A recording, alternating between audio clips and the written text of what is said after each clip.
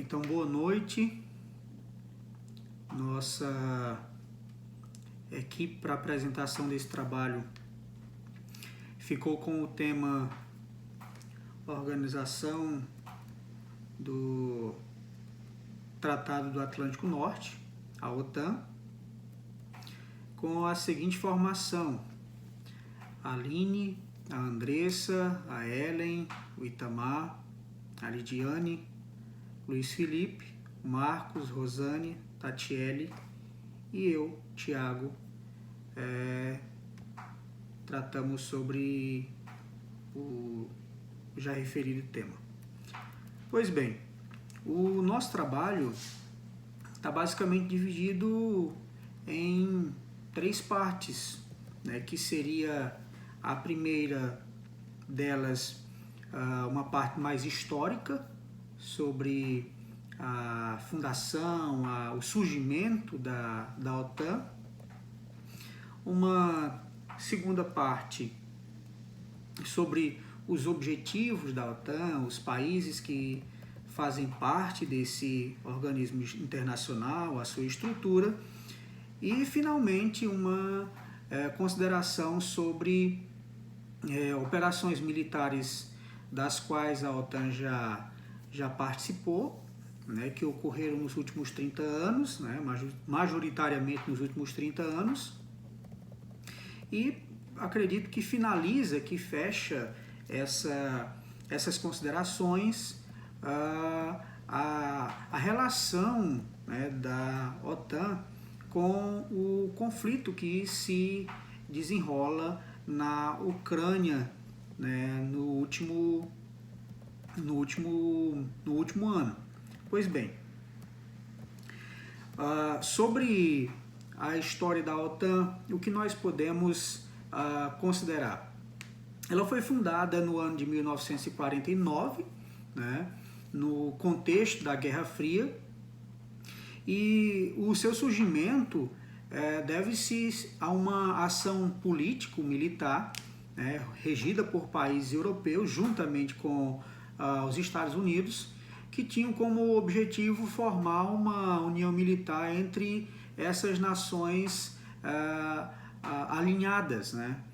E isso é curioso ou relevante citar que a história inicial da OTAN, ela envolve outras motivações dos países fundadores, como, por exemplo, a oposição aos regimes socialistas que existiam naquele contexto no leste europeu, né? A contenção ao nacionalismo exacerbado, evidenciado em muitas nações do oeste europeu, e com o passar dos anos, a OTAN passou a admitir novos países membros, como o Canadá, como a Alemanha, como a Turquia, e também nações da antiga zona de influência soviética daquele contexto da Guerra Fria, como é o caso da Estônia, da Letônia, da Lituânia, da Polônia. E, por último, o ingresso da Finlândia, né, que se deu mais recentemente agora no contexto do conflito Rússia com a Ucrânia. É necessário que a gente diga, por exemplo, que a OTAN está consolidada como a principal aliança militar do mundo, né, com um enorme poder de mobilização bélica, e é relevante também frisar que a OTAN ela congrega atualmente um total de 30 países participantes que estão espalhados em 3 continentes diferentes, né? A Europa, a América e países asiáticos também. E os interesses da OTAN, eles influenciam outras áreas além do ambiente militar, como a economia. Então, o que nós podemos dizer inicialmente é que a organização ela tem uma grande influência em decisões político-econômicas em nível mundial, em organismos como a ONU, como a União Europeia. Ainda vale ressaltar que os países membros da OTAN eles são obrigados a investir 2%, mais de 2% do seu produto interno bruto em defesa militar, né? Então é um dado de bastante relevância. Quanto aos objetivos da OTAN, como já foi citado, o objetivo da OTAN, conforme disposto em seus documentos oficiais, é garantir a liberdade, é garantir a segurança dos seus países membros por meio de ações políticas, por meio de ações militares. E o organismo ele deixa muito claro a sua função enquanto organização internacional ou supranacional, como alguns preferem dizer, que está voltada para fins de segurança. Portanto, a explicitação das intenções da OTAN reafirmam esse caráter, né, dessa organização enquanto entidade político-militar que busca garantir a defesa dos seus países membros, seja por meios diplomáticos, seja por meios militares. E aí surge a pergunta, dentre os muitos países do mundo, quais fazem parte da OTAN? Como eu já disse inicialmente, são cerca de 30, né, que estão localizados principalmente na Europa, sendo o último deles a Finlândia, né, que veio a fazer parte da da OTAN mais recentemente. Mas nós podemos citar, por exemplo, Alemanha, Bélgica, Canadá, Croácia, Dinamarca, a Espanha, os Estados Unidos, a França, a Holanda, a Itália, também Portugal, Turquia, enfim, Reino Unido, são 31 países atualmente. E a estrutura, como nós dissemos que trataríamos sobre isso, é supranacional, né? A OTAN envolve nações que possuem um objetivo em comum, embora estejam espalhados em continentes diferentes, em vários continentes, mas ambos têm um objetivo em comum. E para o funcionamento dessa estrutura, torna-se necessário uma organização que busque a participação ativa de todos esses países, não apenas de não apenas de alguns, mas de todos, né, fazendo com que as decisões sejam tomadas em bloco.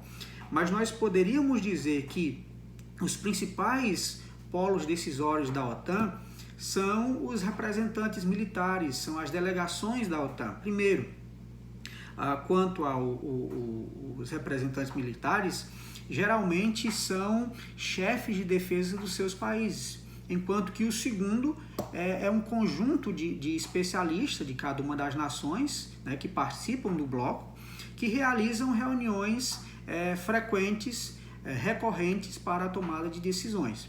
E é importante destacar ainda que há uma participação de funcionários, né, de diversos funcionários desse organismo que prestam auxílio, que dão assistência na produção de relatórios de consultoria que embasam as decisões, né, a tomada de decisões, e a figura do secretário-geral da OTAN, que é quem representa o poder máximo dentro da organização. Nesse conflito agora que se desenrola entre Rússia e Ucrânia, nós vimos aí por diversas vezes, né, o Stoltenberg indo a público, né, realizando coletivas de imprensa para fazer declarações sobre a adesão ou não da Finlândia, da Suécia, que também é candidata à adesão da OTAN, mas geralmente esse papel é exercido por um secretário-geral, que no caso atualmente é o Stoltenberg.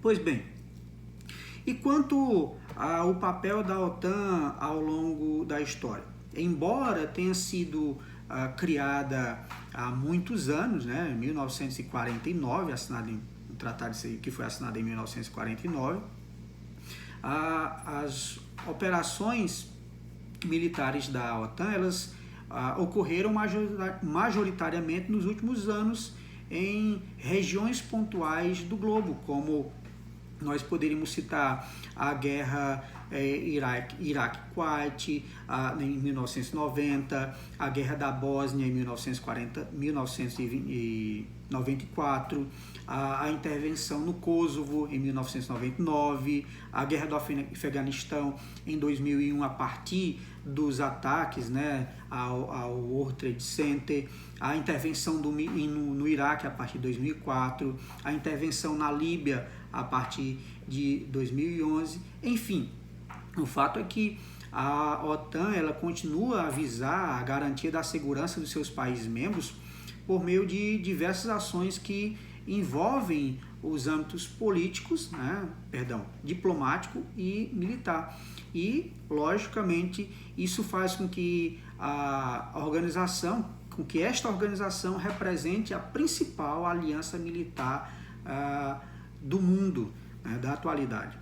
Se não me falha a memória, é dito que os países membros da OTAN congregam detém cerca de 70% do poderio militar do planeta. Isso não é pouca coisa comparado ao fato de que são quase 200 de nações atualmente, enquanto que 70% do poderio militar bélico está nas mãos de um grupo de 30 países que compõem a OTAN.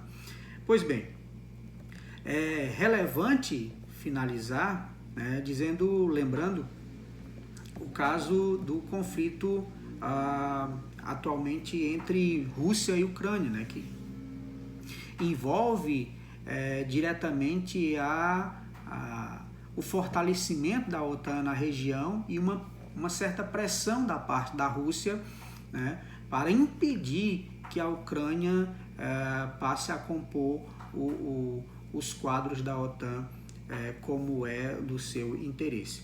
Então, a Ucrânia, liderada pelo Zelensky, ela resistiu com o apoio do Ocidente, de membros da OTAN, ou tem resistido, apesar de não fazer parte, e a Rússia faz essa incursão militar contra a Ucrânia no objetivo, no intento de se opor a essa expansão da área de influência ou da influência da OTAN naquela região.